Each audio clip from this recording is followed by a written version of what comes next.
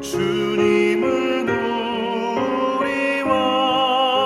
우리와니라.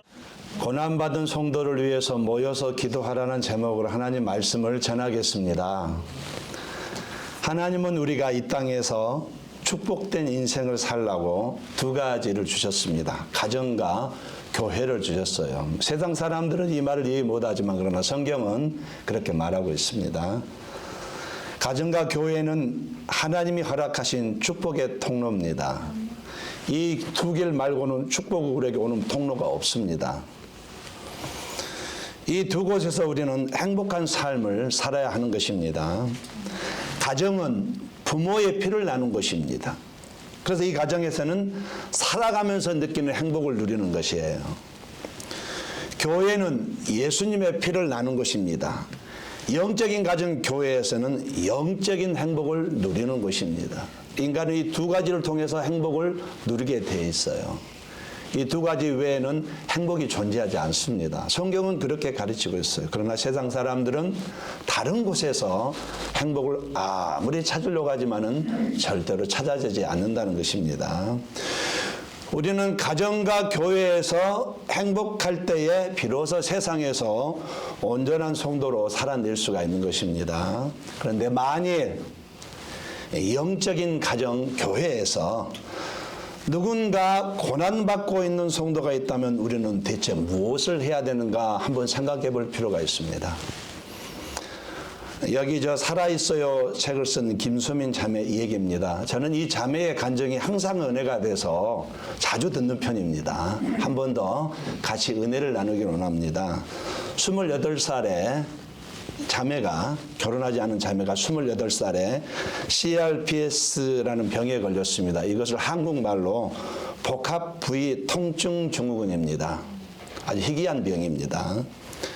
어떤 병이냐면 통증이 심하고 고칠 수 없는 병입니다. 이 병은. 그렇다고 그렇게 해서 의사들이 저주받은 병, 악마의 병이라고 부릅니다. 통증이 24시간 지속이 되는 병이에요. 또 통증 부위의 뼈가 으스러지는 것을 느끼는 병입니다. 그래서 자살을 굉장히 많이 하는 병입니다.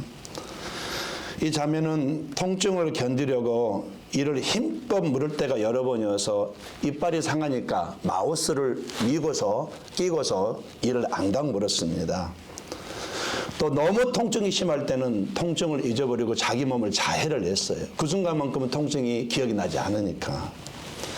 하루에 4번 약을 먹었습니다. 한 번에 30알을 약을 먹었습니다. 이 병으로도 고침받은 사람이 이 지구촌에 단 한 사람도 없는 병이에요.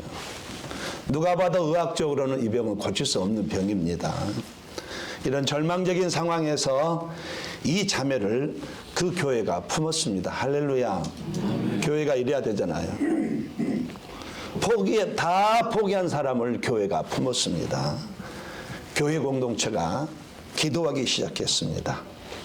기도로 자매의 그 고통의 짐을 나누어지기 시작했습니다. 나을 수 없는 질병이지만 그래도 교회 공동체는 포기하지 아니하고 계속해서 기도를 했던 것입니다. 간절히 기도했습니다. 그 기간이 무려 7년입니다. 7년째에 드디어 이 자매가 기적적으로 이 병에서 나았습니다. 나을 수 없는 병이에요. 근데 이 나을 수 없는 병을 최초로 극복한 사람이 되었습니다. 지켜보았던 의사들이 이것은 정말 놀라운 일이다. 기록으로 남겨야 한다고 했고 또 본인 자신도 우리의 기도를 귀담아 들으신 하나님을 소개하라고 책을 썼는데 이 책 제목이 여기 살아있어요 라는 책입니다. 이 자매가 고백하기를 하박국처럼 자신도 이런 고백을 했는데 청년의 때에 아무것도 없어도 청년의 때에 우리 인간은 하나님 한 분만으로도 행복할 수 있다는 것을 알게 된 것에서 감사하다고 간증을 마무리했습니다. 지금은 자기가 섬기는 교회에서 청소년들을 섬기고 있어요. 너무 감사됩니다. 새로 주신 생명 이렇게 맡겨준 건 너무 감사하다고 열심히 섬기고 있습니다. 이렇게 영적인 가정인 교회에서 누군가 고난받고 있을 때에 우리가 해야 될 일은 무엇입니까? 성경은 정확하게 말하고 있어요. 정확하게 답을 주고 있습니다.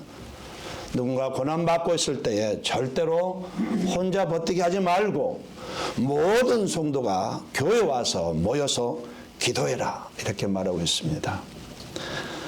저 여러분이 그런 성도가 되시기를 예수님으로 금연 드리겠습니다. 예. 우리가 함께 모여서 기도할 때에 그러면 어떻게 하면 기도가 효과적일까요? 오늘 본문 하나님은 분명히 우리에게 말합니다. 교회에서 고난당한 사람이 있으면 열일 지켜두고 무조건 모여서 기도하라 이렇게 명령을 하고 있습니다. 이게 명령일까 제가 찾아보니까 명령으로 되어 있어요. 하나님은 이거에 대해서 명령하고 있다는 사실입니다. 하나님이 왜 야고보를 통해서 이런 명령을 하셨을까요? 짐작하시는 대로 예루살렘 교회 성도들이 어떤 일이 있었냐면은 자기에게는 기쁘고 경사스러운 일이 있으면 사람들에게 알리고 모이게 했는데 반대로 교회 안에서 누군가 고통을 당했을 때는 오히려 멀리하고 모이는 일을 피했다는 사실이에요. 세상 사람들은 몰라도 적어도 교인이라면 성도들라면 형제자매의 고난과 불행을 모른 척해서는 안 되는 것이거든요. 형제자매의 고난과 불행만큼은 결코 무관심해서는 안 되는데 그런 일이 예루살렘 교회에 잠깐 일어났다는 사실이에요. 어려운 성도를 보면 관심을 가지고 사랑으로 살피고 돌보아야 되는데 큰 책임이 우리 모두에게 있는데 그런데 예루살렘 교회는 그렇지 못했다는 사실이에요. 고난받은 성도에 대해서 무관심했다 이런 의미입니다. 쉽게 얘기해서. 그래서 주님은 말합니다. 정확한 답을 얘기해. 이런 상황이 벌어졌을 때에 누군가 교인 중에 뭐 경제적이든 아니면 가족의 문제든 아니면 뭐 여러 가지 문제든 질병의 문제든 힘들어하고 있을 때에 무조건 이 사람을 위해서 모여서 기도하라고 명령하고 있다는 사실이에요. 13절 14절 말씀 너희 중에 고난당하는 자가 있느냐 그는 기도할 것이요 즐거워하는 자가 있으나 그는 찬송할지니라 너희 중에 병든 자가 있느냐 그는 교회의 장로들을 청할 것이요 그들은 주의 이름으로 기름을 바르며 그를 위하여 기도할지니라. 여기서 포인트가 장로들을 청이라고 했습니다. 이것은 글자 그대로 나이 많으신 분들을 신앙적으로 연륜이 있으신 분들을 청하라는 뜻이에요. 그러나 여기에서 의미는 교회에서 중요한 역할을 하는 사람들을 말합니다. 그러니까 우리말로 중직을 말하는 것이에요. 장로님, 안수집사님, 권사님 이 그룹을 말하는 것입니다. 정확하게 이거 중직이라 그러잖아요. 항정직이잖아요. 항정직 중직이다 그러거든요. 그런데 제가 더 자세히 살펴보니까 이것만 있는 게 아니에요. 더 나아가서는 교회 중에 신실한 믿음의 형제자매는 다 초청하라고 그렇게 번역이 되어 있어요. 원어는 그런 의미가 있어요. 이 말은 어느 성도가 질병과 같은 고난이나 불행을 당하면 교회의 모든 식구들은 그를 위해서 모여서 함께 기도하라. 이것이 주님의 뜻이라는 얘기예요. 구체적인 예로 병든 자를 들어서 설명을 하고 있습니다. 고난의 여러 종류가 있지만은 그 중에서 육체의 질병으로 고생하는 것만큼 큰 고난은 없기 때문에 그렇습니다. 교회에 그런 성도가 있을 때에 교회가 하는 일은 반드시 그를 위해서 함께 모여서 기도로 짐을 나누라. 이것이 하나님의 마음이란 얘기예요. 고난당한 성도의 형편을 네가 대신 아뢰라, 기도해라, 부르짖어라 이렇게 말하고 있습니다. 이 말씀은 영적으로 무슨 말이냐면요. 한 성도가 아픔은 모든 성도들을 기도의 자리로 부르는 하나님의 음성이다라는 뜻입니다. 동의하시면 아멘 하시겠어요? 바로 이 말 하고 싶은 것이에요. 교회 성도 중에 누군가 고난은 모든 성도를 기도의 자리로 부르신 하나님의 음성이다 이 뜻이란 얘기예요. 이 부르심에 거절하지 말라. 당장 달려와서 고난당한 성도를 위해서 네가 열심히 기도하라. 이것이 성도의 모습이다. 주님이 이렇게 말하고 있습니다. 고난을 만난 성도를 그대로 혼자 두지 말고 교회의 가족이니까 같이 함께 네 일처럼 생각하고 함께 아파하고 기도의 자리로 반드시 나와서 짐을 대신 같이 져라. 기도해 주라. 이 얘기입니다. 성도가 서로를 의지하며 살아갈 수 있게 하는 것이 하나님의 계획이에요. 하나님의 뜻입니다. 이걸 여러분 거절하면 안 되는 거예요. 우리가 서로를 위해서 기도할 때 하나님께서는 강하게 역사하십니다. 그건 분명한 사실이에요. 혼자 하는 것보다 같이 모여서 기도할 때 강하게 파워풀하게 성령께서 기름을 부는다는 사실입니다. 그렇게 우리가 신앙생활 할 때 우리 교회는요, 자연히 입으로만 사랑하는 공동체가 실제적으로 사랑 공동체가 되고 치유의 공동체로 세워져 가는 것입니다. 그러므로 우리 자신의 문제를 들고 하나님 앞에 나가는 것뿐만 아니라 우리 교회에 누군가 힘들어하고 있는 성도 있으면 그분 성도도 이렇게 그분 상황도 같이 가지고 나와서 하나님 앞에 나와서 기도할 수 있어야 된다는 사실이에요. 그런 성도가 되시기를 예수님의 이름으로 권면드립니다. 기도의 자리에 있어야 된다는 얘기예요. 주님은 그걸 말하고 싶은 겁니다. 고통받는 성도를 위해서 모여서 기도할 때 우리가 어떻게 하면 효과적으로 기도할 수 있겠습니까? 어떻게 하면 기도응답을 받겠습니까? 첫 번째, 고난받은 성도를 위해서 모여서 기도할 때 가장 먼저 해야 될 것은 죄를 고백하는 것이 필요합니다. 죄의 문제를 제거하고 기도를 시작해야 돼요. 16절 말씀, 그러므로 너희 죄를 서로 고백하며 병이 낫기를 위하여 서로 기도하라. 의인의 간구는 역사는 힘이 큼이니라. 여기서 의인은 하나님의 자녀를 말하는 거예요. 특별한 사람이 아닙니다. 성령이 내주하신 그리스도인이 기도하면은 역사는 힘이 크다. 모여서 기도할 때 큰 일이 일어난다 이 뜻입니다. 서로 기도하기 전에 주님께서 우리에게 강조하는 것은 먼저 너희 죄를 서로 고백하라 이 내용이에요. 하나님과 교제의 깊이는 우리가 얼마만큼 내 죄에 대해서 진지하게 드러내느냐에 따라서 결정이 되는 것입니다. 우리가 죄를 고백하기 시작할 때에 하나님은 우리의 모임에 임하시며 우리의 상처를 치유하시는 기적을 행하시기 시작하신다고 성경이 말하고 있어요. 죄가 고백되는 순간 하나님과 나 사이에 죄의 벽이 제거되고 하나님이 느껴지고 보이기 시작하는 것입니다. 그래서 주님이 팔복 신앙에서 마음이 깨끗한 사람만이 하나님을 따라서 마음이 깨끗한 사람만이 하나님을 볼 수 있다. 오늘 저와 여러분에게도 적용이 되는 것이에요. 예배 시간에도 적용이 되는 거예요. 우리가 가슴으로 하나님을 느끼는 것이 필요한데 그러려면 깨끗한 마음에 가졌을 때 그때 그것이 적용이 된다는 얘기입니다. 역대하 7장 14절 말씀에 우리 한번 같이 한번 읽어보겠습니다. 시작.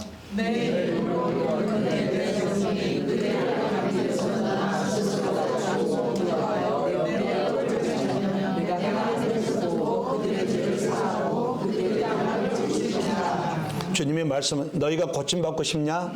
그럼 먼저 회개 기도부터 시작하라 이렇게 말씀하고 있어요. 기도응답의 순서가 바로 들어가는 게 아니고 먼저 너희 죄를 고백하고 정리한 다음에 벽을 허물고 막힘이 없이 한 다음에 주변 정리를 영적으로 한 다음에 그 다음에 기도하라고 말하고 있습니다. 오늘날 우리 교회도 마찬가지입니다. 누군가 고난당하고 있을 때에 절대로 지나치면 안 돼요. 알아서 하겠지? 아닙니다. 같이 모여서 기도하는 모습이 분명히 있으셔야 돼요. 먼저 겸손하게 가슴을 치면서 회개하는 일이 우리 교회에 분명히 있어야 된다는 사실이에요. 그때 죄를 사하시고 고쳐주신다고 말씀합니다. 회개는 하나님 앞에 나 자신을 세워줘요. 회개는 하나님과 나 사이에 막힌 담을 헐어줍니다. 회개는 하나님을 만나게 해 주십니다. 회개는 하늘의 문을 열어주세요. 하늘의 문이 열려야 복이 쏟아질 거 아니에요. 하늘의 문을 열어야 될 거 아니에요. 회개가 필요하다는 얘기예요. 우리가 서로를 위해서 기도할 때에 우리의 기도가 하나님의 보좌를 움직일 수 있으려면 무엇보다도 먼저 죄를 고백하는 일이 선행되어야 한다고 주님이 기도의 순서를 말해주고 있습니다. 느헤미야 아시잖아요. 민족을 위해서 기도하기에 먼저 회개 기도했습니다. 우리 한번 느헤미야 한번 같이 한번 읽어보겠습니다. 시작. 이제 종이 주의 종들은 이스라엘 자손을 위하여 주야로 기도하오며 우리 이스라엘 자손이 주께 범죄한 자들을 자복하오니 주는 귀를 기울이시며 눈을 여시사 종의 기도를 들으시옵소서. 나와 내 아버지 집에 범죄하여 주를 향하여 크게 악을 행하여 주께서 주의 종 모세에게 명령하신 계명과 율례와 규례를 지키지 아니하였나이다. 느헤미야는 하나님, 민족의 죄가 나의 죄입니다. 우리 집안의 죄입니다. 내가 회개합니다. 나에게 그걸 다 떠밀려 주시오. 내가 회개합니다. 이렇게 얼마나 아름다운 마음이에요. 얼마나 아름다운 마음입니까? 영적으로 정말로 아름다운 마음입니다. 그렇게 기도했더니 하나님의 그 모습을 얼마나 바르게 보셨는지, 그가 기도한 모든 것들을 다 응답했습니다. 파격적으로 응답했다. 이럴 때 쓰는 말이 파격적으로 응답했다. 예루살렘 성벽을 쌓을 수 있는 길을 활짝 열어주셨어요. 사막의 길을 내신 거예요. 아닥사스다 왕을 완전히 녹여버렸습니다. 예루살렘까지 완전하게 가기 위해서 통행증을 발급해 줬고요. 성벽 건축에 필요한 모든 재료를 네 마음대로 써라, 이 증을 또 줬습니다. 또 왕이 특별하게 호위대를 편성해서 1000명 이상의 군사를 호위하게 해서 평안하게 예루살렘 가서 그가 52일 만에 성벽을 완성을 했습니다. 오늘 우리 교회도 마찬가지입니다. 일이 분명히 있으셔야 돼요. 여러분 깨우셔야 됩니다. 우리 교회에 누군가 고난 중에 있을 때에 절대로 그냥 지서는 안 됩니다. 주님의 마음과 멀게 살지 마세요. 모여서 기도함으로 도우셔야 됩니다. 그런데 기도하기 전에 먼저 할 것은 모여서 기도할 때 나의 죄를 자백하는 것이에요. 그런 의미에서 여러분이 보실 때에 우리 교회가 이렇게 가면 안 되는데 이런 모습이 있을 거 아니에요. 그럼 여러분이 대신 회개해 주시기를 예수님으로 권면드립니다. 목사들은 못 볼 수가 있거든요. 야, 이건 아닌데. 그런 모습이 있잖아요. 여러분 떠오르는 생각이 정확합니다. 맞아요. 그걸 드러내지 마시고 하나님이 이러면 안 되잖아요, 교회가. 여러분이 대신 회개해 주시기를 예수님으로 권면드립니다. 그럼 하나님이 징계하시라도 멈출 수가 있어요. 하나님의 공동체도 징계하시거든요. 그렇게 회개해 주시기를 예수님으로 간절히 부탁을 드립니다. 우리 청년들한테 부탁을 드리고 여러분이 보기에 주님 이건 아니잖아요, 이런 모습 있잖아요. 그러면 불평하지 말고 입 내밀지 말고 여러분이 대신 기도하고 그 자리를 메꾸시기를 예수님으로 권면드립니다. 불평은 성령이 주신 마음이 아니에요. 정확하게 마귀가 주는 마음입니다. 여러분이 그런 모습을 보셨을 때에 대신 회개해 주시기를 간절히 부탁을 드리겠습니다. 자, 두 번째로 고난당한 성도를 위해서 모여서 기도할 때에 믿음으로 기도하는 것이 필요합니다. 응답받는 기도를 하려면 믿음으로 기도하라고 말하고 있어요. 하나님은 믿음으로 드리는 기도에만 응답을 하십니다. 15절 말씀, 믿음의 기도는 병든 자를 구원하리니 주께서 그를 일으키시리라. 세번역으로는 이렇게 되어 있습니다. 믿음으로 간절히 드리는 기도는 병든 사람은 낫게 할 것이니 주님께서 그를 일으켜 주실 것입니다. 믿음의 기도가 병든 자를 낫게 하신다고 말씀하고 있습니다. 또 야고보서 1장 6절 7절에 이렇게 있습니다. 오직 믿음으로 구하고 조금도 의심하지 말라. 의심하는 자는 마치 바람에 밀려 요동하는 바다 물결 같으니 이런 사람은 무엇이든지 주께 얻기를 생각하지 말라. 어떻게 기도해야 된다고? 믿음으로 하라고 말하고 있어요. 주님이 나를 사랑하시기 때문에 나를 도우신다. 나의 기도를 들어주신다. 나를 치러주신다. 우리 교회를 세워주신다. 이 확실한 믿음이 없다면 기도에도 소용이 없다라고 말씀하셔요. 하나님이 나를 도우신다는 사실을 믿지 않는다면 왜 기도합니까? 적당히 기도하면 절대로 응답이 없어요. 믿고 기도하라고 말하고 있습니다. 우리 요한복음 3장 16절까지 같이 읽어보겠습니다. 시작. 하나님이 세상을 이처럼 사랑하사 독생자를 주셨으니 이는 그를 믿는 자마다 멸망하지 않고 영생을 얻게 하려 하심이라. 여기서 믿음이 나옵니다. 믿음. 뭘 믿습니까? 여러 번 말씀을 드리지만 뭘 믿습니까? 믿습니다. 믿습니다. 뭘 믿는 것이에요? 정확하게 말하면 하나님이 나를 사랑하신다는 것을 믿는다는 뜻이에요. 우리가 믿는 것은 하나님의 사랑을 믿는 것입니다. 나를 사랑하시는 하나님이 나를 살리시려고 아들까지 내어주신 그 하나님이 나를 살리시려고 오늘 찬송과 고백처럼 나를 살리시려고 십자가에 못 박게까지 하셨는데 이 고난 중에 있는 나를, 고난 중에 있는 우리 교회 성도를 위해서 기도하는데 왜 안 들어주시겠는가? 하나님이 사랑하시기 때문에 고난을 당하는 우리를 그냥 내버려두지 않으신다, 도와주신다. 이 생각이 믿음이 있게, 이 확신을 가지고 기도하라. 그때에 하나님이 그 믿음, 그 생각을 보시고 치유도 해주시고 회복도 해주시고 다시 일어서게 해주신다. 할렐루야. 여러분의 생각이 믿음이다. 나의 생각이 믿음이다. 네, 생각이 믿음이에요. 물론 또 생각도 분류는 해야 됩니다. 내 자아가 주는 생각이 있고 마귀가 주는 생각이 있고 성령이 주는 생각이 분명히 있습니다. 다 성령이 주는 생각이 아니에요. 내 자아가 주는 생각은 나 중심적으로 신앙생활을 하게 해요. 나 편할 대로 합니다. 다른 사람 돌아보지 않습니다. 내 생각대로 내 주관대로 하는 것이에요. 그러니까 내 자아가 주는 생각이에요. 마귀가 주는 생각은 불평하게 합니다. 목회자를 헐뜯게 해요. 갈라지게 합니다. 분열을 시킵니다. 이건 100% 마귀가 주는 생각이에요. 성령이 주는 생각은 조건이 없인 희생하고 헌신하고 사랑하고 용서하고.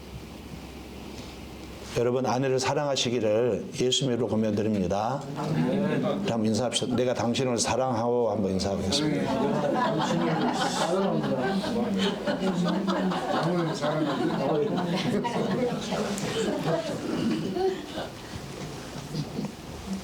예, 믿음으로 기도하라는 뜻입니다. 하나님 주신 생각, 나를 사랑하시니까 이 기도 분명히 듣고 계신다. 응답해 주신다. 이 생각을 가지고. 이건 믿음이에요. 히브리서 11장 분명히 우리의 생각이 믿음이라고 말하고 있습니다. 이 믿음을 가지고 이 생각을 가지고 기도하시기를 바랍니다. 더 짧게 하나님이 나를 사랑하신다는 이 생각을 가지고 기도하시라는 뜻이에요. 예. 자, 이와 같이 우리가 첫 번째 우리 교회 고난당한 성도를 위해서 기도할 때에 응답하는 기도를 하려면 먼저 죄에 대한 고백이 먼저 돼야 돼요. 두 번째로 하나님이 나를 사랑하신다는 생각을 가지고 기도하셔야 됩니다. 마지막 세 번째로 우리 교회에 고난당한 성도를 위해서 내가 기도할 때에 응답받는 기도를 하려면 간절히 기도하는 것이 필요합니다. 17절 18절 말씀 같이 한번 읽어보겠습니다. 시작. 엘리야는 우리와 성정이 같은 사람이로되 그가 비가 오지 않기를 간절히 기도한즉 3년 6개월 동안 땅에 비가 오지 아니하고 다시 기도하니 하늘에 비를 주고 땅이 열매를 맺었느니라. 야고보는 응답받는 기도예로 엘리야의 기도를 예를 들고 우리에게 지금 제시하고 있습니다. 엘리야의 기도가 자연을 바꿔버렸잖아요. 자연 현상을 변동시켜 버렸잖아요. 기도가 이런 것이란 얘기예요. 우리처럼 실수할 수 있습니다. 나처럼 게으름 피울 수 있고 연약해질 수 있고 참을성이 없는 행동을 할 수 있는 엘리야가 기도로 하늘의 문을 열어보고 말았습니다. 엘리야의 기도가 하나님께 응답받던 비결은 그가 특별히 뛰어난 사람이 아니면 그는 무조건 간절히 기도했기 때문에 그에게 딱 한 가지 잘난 것도 없어요. 그러나 한 가지 그에게는 간절히 기도하는 것은 그것만 있었다는 얘기예요. 엘리야는요, 문제가 해결될 때까지 기도를 했답니다. 너무 단순해요. 문제가 해결될 때까지. 아내의 마음이 열릴 때까지 기도했던. 할렐루야. 여러분, 캘리포니아 속담에 이런 속담이 있습니다. 진짜 속담이에요. LA에서 하와이까지 8차선 도로를 내는 것보다 더 어려운 것이 여자의 마음을 읽는 것이다. 이게 캘리포니아 속담이에요. 저도 여자의 마음을 도대체 알 수가 없어요. 시간별로 다르고 분별로 다른 것 같아요. 저 그래서 이렇게 머리가 다 빠져버렸어요. 그만큼 여자의 마음을 알기 어려운데, 그러나 기도하면 여자의 마음은 움직일 수 있다는 거예요. 예.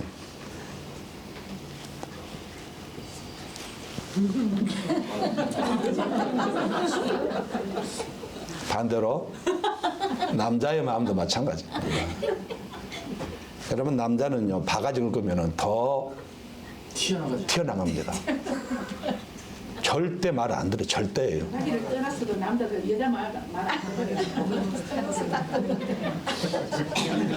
그러니까 남자는 어린애 다듯이 따뜻거려야 돼.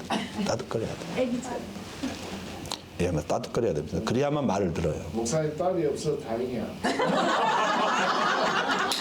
이 설교가 녹음되어 있어서 좀 너무 웃으면 안 될 것 같아요. 예. 한국에서 이 설교를 꼭 듣는 분이 있거든요. 그래서 너무 웃잡하고 그러나 맞는 얘기입니다. 예. 예. 엘리야의 기도가 응답할 수 있다는 것은 우리하고 똑같은 사람인데 한 가지 간절히, 다른 말로 하나님께서 응답해 주실 때까지 기도를 했다는 얘기예요. 그러니까 엘리야는 좀 우리말로 좀 단순 무식해요. 기도는 이렇게 하는 겁니다. 무식하게 하는 거예요. 계산하지 말고 응답이 올 때까지 아버지 주세요, 주세요, 주세요, 주세요. 왜 안 주겠어요? 반드시 줍니다.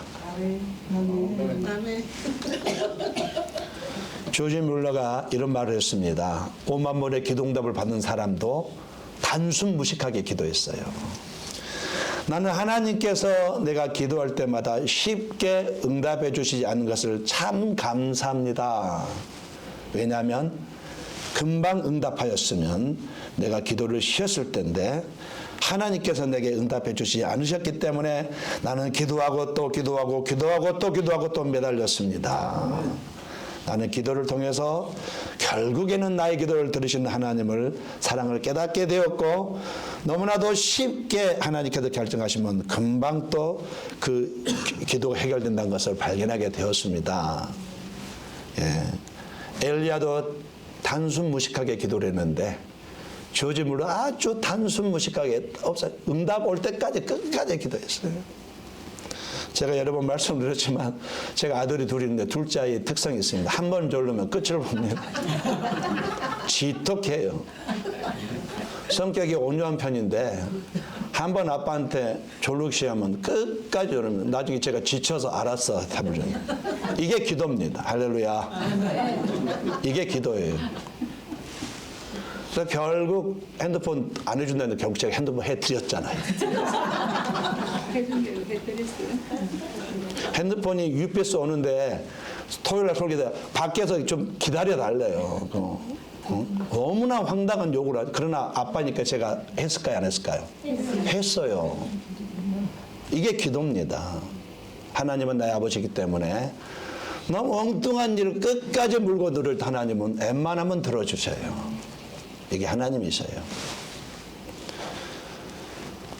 그가 간절히 기도해서 하늘의 비를 내렸다면 오늘 저와 여러분도 간절히 기도하면 얼마든지 이런 역사를 일으킬 수 있습니다. 한 가지만 하세요. 끝까지 따라서 끝까지 기도하자. 이것만 하시면 돼요. 자나깨나 하나님이 답을 주실 때까지 기도하는 거예요. 하나님이 지치셔서 아이고 안 되겠다 응답해 주십니다. 이게 우스갯소리지만 사실입니다. 기도는 이렇게 하시는 거예요. 단순 무식하게 하십시오. 응답할 때까지 나 기도합니다. 이게 기도입니다. 모여서 기도할 때에 고난당한 성도를 위해서 기도할 때 여러분 간절함을 한번 해보시기를 예수님으로 권면드리겠습니다. 말씀의 결론을 맺겠습니다. 우리 교회는 성경은 분명히 영적인 가족이라고 말하고 있어요. 우리는 가족이에요. 누군가 고통 중에 있을 때에 함께 모여서 기도하러 도우시라고 주님은 우리에게 명령하고 있습니다. 우리의 기도가 그 성도를 어려움에서 얼마든지 벗어나게 할 수 있습니다. 나의 기도가 내 이웃의 가정을 구할 수 있습니다. 나도 힘들어요. 기도 생활 굉장히 고달픕니다. 영적인 싸움이기 때문에 제대로 기도 안 하면 탈진이 옵니다. 그러나 그럼에도 불구하고 나보다 더 힘든 분이 그분이기 때문에 기도하는 것이에요. 기도는 고난을 부숴버립니다. 기도는 치료하는 광선이에요. 내가 기도하지 않으면 그 광선을 차단하는 것입니다. 기도는 하늘 창고를 무는 키예요. 기도로 고난받고 있는 성도들을 얼마든지 도울 수 있습니다. 그래서 기도가 사랑이다라고 말하는 이유가 여기에 있는 것이에요. 교회가 하나 되어서 성도들이 서로를 위해서 기도할 때 분명하게 하나님은 훨씬 파워풀한 성령의 기름을 부어 주십니다. 고난당한 성도가 여러분 눈에 보일 때에 여러분 이렇게 교회에 나와서 기도해 보시는 그런 아름다운 마음을 가지신 분들이 되어 보시기를 예수님으로 간절히 권면드리겠습니다.